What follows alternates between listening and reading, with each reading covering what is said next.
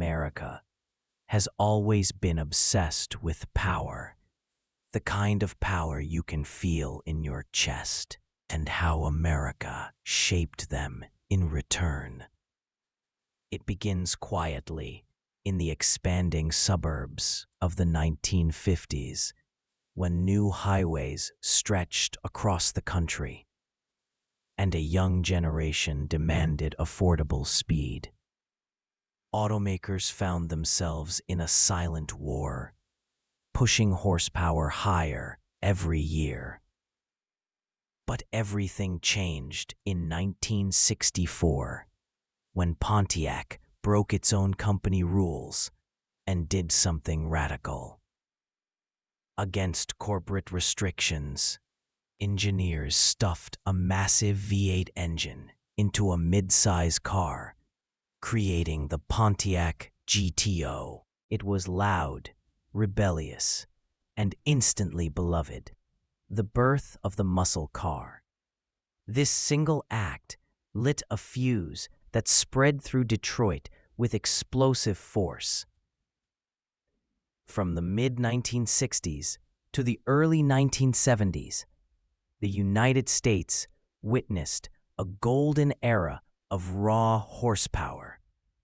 Ford unleashed the Mustang, which became an icon of youth and energy. Chevrolet answered with the Camaro, designed to strike back with boldness and aggression. Dodge introduced the Charger, a wide and intimidating presence that dominated both the streets and Hollywood screens.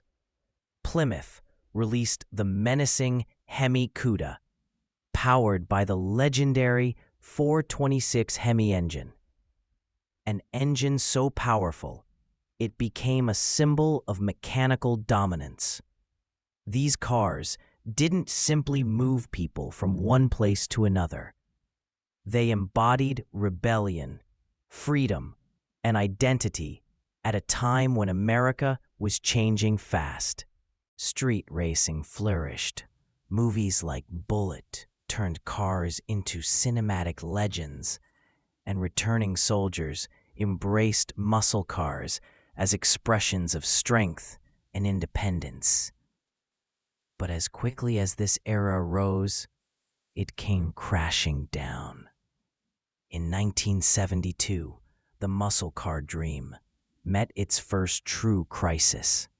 The oil shock sent fuel prices soaring, and the engines that once roared across American highways fell silent. Iconic models lost their power. The Mustang shrank into an unrecognizable form. The Charger faded into a shadow of its former self. Even the beloved Camaro struggled to survive. By the early 1980s, the muscle car seemed dead, and many believed the golden era would never return. And yet, legends have a way of waiting for the right moment to rise again. In the 1990s, whispers of revival began to spread.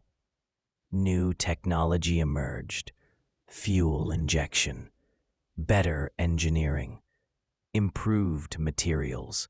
Slowly, the V8 found its voice again. Cars like the 1993 Camaro Z28 and Mustang GT brought performance back into the conversation. Enthusiasts felt the spark returning. But the real turning point arrived in 2005, when Ford released a new Mustang that blended modern engineering with unmistakable 1960s styling. Nostalgia hit America like a wave. Sales skyrocketed, and the muscle car spirit reignited across the nation. Seeing the public's reaction, Dodge revived the Challenger, and Chevrolet returned with a modern Camaro. When Dodge introduced the Hellcat with 707 horsepower, the automotive world exploded with excitement. Ford countered with the supercharged GT500.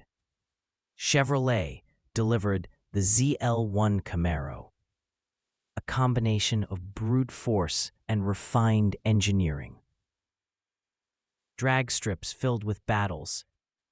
Social media platforms overflowed with burnouts, car meets, restorations, and races. Muscle cars dominated YouTube and captured millions of views. A culture once fading came roaring back with unprecedented strength. But just as the muscle car reached new heights, a new challenge emerged. One quieter, but more powerful than anything before. The rise of electric vehicles changed the automotive landscape. Tesla introduced technology that reshaped expectations. Environmental regulations tightened nationwide. Charging networks expanded. Suddenly, the sound of the V8, once considered untouchable, faced extinction. Ford shocked enthusiasts by releasing the Mustang Mach-E, an electric SUV using the Mustang name. Some called it innovation. Others called it sacrilege. Then Dodge announced the end of the Hemi-powered Charger and Challenger, reigniting fears that the muscle car era was dying again. Yet this shift is not a death, it is a transformation. Electric cars can accelerate faster than almost anything on the road. Instant torque, silent launches, cutting-edge design. The future of muscle may not be fueled by gasoline, but by electricity. This raises new questions. Can a car be muscle without a roaring V8? Does silence diminish power? What does identity mean in a world shaped by software instead of combustion?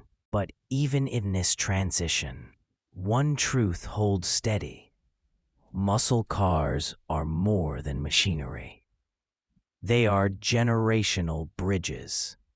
They are memories passed from parents to children.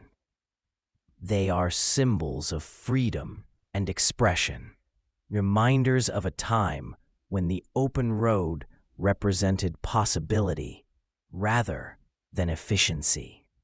They bring people together at car meets, workshops, garages, racetracks, and online communities. In a digital age, they remain one of the few automotive topics capable of attracting millions of viewers, more than any other category in America. Why do muscle cars captivate the country even now? Because they embody something uniquely American, a fearless, unapologetic pursuit of power and individuality. They remind us of who we were, who we are, and who we might become. They represent confidence, rebellion, and the thrill of pushing limits. A classic Charger driving beside a modern Mustang symbolizes two eras meeting on the same road. One runs on gasoline and thunder, the other on electricity and precision. But both reflect the same spirit. Muscle is not defined by fuel. It is defined by attitude.